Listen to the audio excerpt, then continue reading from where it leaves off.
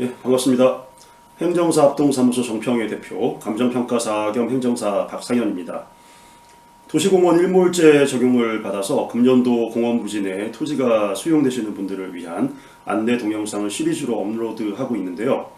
지난 두 번의 영상에서는 전반적인 내용 개관과 보상 감정평가 기준에 대해서 말씀드렸고, 이번에는 마지막으로 수용 절차에 대해서 한번 함께 살펴보도록 하겠습니다.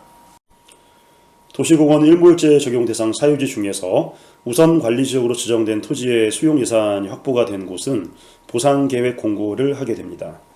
개별적으로 통지가 되기도 하고 지자체 홈페이지에 게시도 됩니다. 주체는 사업시행자인 시군구청장 등이 지자체의 장입니다. 열람기간 내에 의견 제출을 할 수 있기는 하지만은 크게 의미를 둘 필요는 없고, 정작 중요한 것은 이때에 소유자 추천 감정평가사 한 명을 선임할 수 있다는 사실입니다. 사업 대상 부지 전체의 소유자 2분의 1 이상이 가진 토지의 면적이 역시 전체 면적의 2분의 1을 넘어야 그분들이 한 명의 감정평가사를 선임할 수가 있습니다. 이 토지 소유자 추천평가사는 꼭 선임하시는 게 좋습니다. 이후 절차에서 토지 소유자 입장에서 충분히 공감을 해주는 평가사를 만난다는 보장은 없기 때문입니다.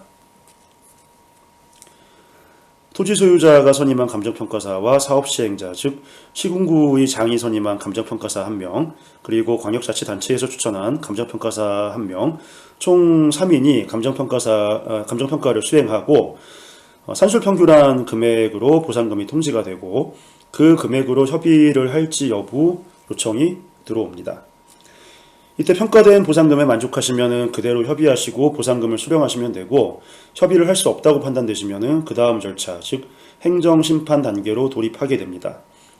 행정심판은 수용 재결이라고 하는데, 재결을 신청할 수 있는 권한은 사업 시행자에게만 있기 때문에 토지 소유자는 단순히 협의에 응하지만 않으시면 바로 다음 절차로 자동으로 진행이 됩니다.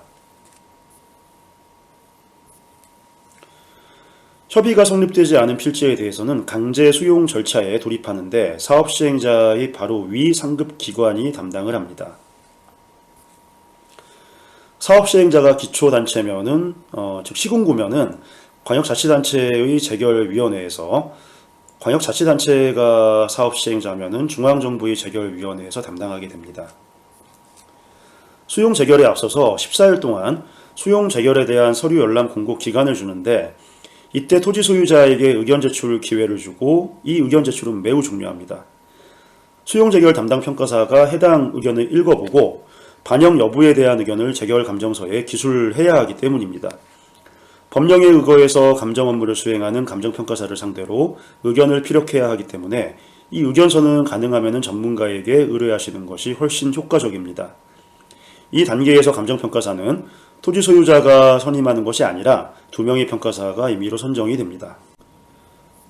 수용 재결 감정평가를 바탕으로 재결위원회에서 수용 재결이라는 결정을 내리고, 그 결과를 재결서라는 형식으로 통보해 줍니다. 재결서에는 양쪽의 주장과 재결위원회의 판단, 조정된 보상금이 기재가 됩니다. 재결서 후반부에는 수용의 개시일이라는 날짜를 특정해서 기재해 주는데, 이 날짜를 기준으로 토지 소유권이 확정적으로 박탈됩니다. 수용 재결서를 받은 날부터 30일 내에 법정 서식에 따라 이의 신청을 하시면은 이의 재결을 진행하실 수가 있는데, 이의 재결은 중앙토지수용위원회에서만 담당을 합니다. 이때 이의 신청서에 이의 신청 사유를 기재하는데, 수용 재결 열람 공고 기간 때와 마찬가지로 피수용자의 의견을 개진할 수 있고, 역시 마찬가지로 이의 재결 담당 평가사는 감정평가를 할 때 해당 내용을 검토해보고 평가에 임하게 됩니다. 이 서면 역시 전문가의 도움을 받으시는 것이 훨씬 효과적입니다. 이의 재결이 있게 되면 행정소송을 한 번 더 해보실 수도 있는데, 저도 현재 소송감정을 수행하는 법원 감정인으로 활동하고 있습니다만은, 이 단계에서 앞선 재결 단계와 달리 여러 실비가 들어가기 때문에 소송에 실익이 있는지 한 번쯤은 검토하고 이 단계에 돌입하시는 것이 좋습니다. 이상 3번에 걸쳐서 도시공원 일몰제로 인한 토지 수용과 토지 보상에 관한 이슈를 점검해 보았습니다.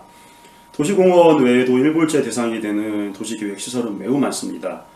공원 외에도 이슈가 되는 것이 장기 미집행 도로인데, 서울에서만 1209개에 이른다고 합니다.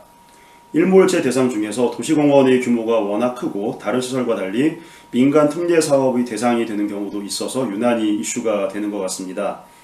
다른 공익사업과 달리 장기간 사유재산권 행사에 제약을 받으셨던 분들이 보상 대상이 이번에 되시는 만큼 법령에 규정된 대로 정당한 보상이 이루어졌으면 하는 바람이 있습니다. 이상 감정평가사 겸 행정사 박상현이었습니다. 감사합니다.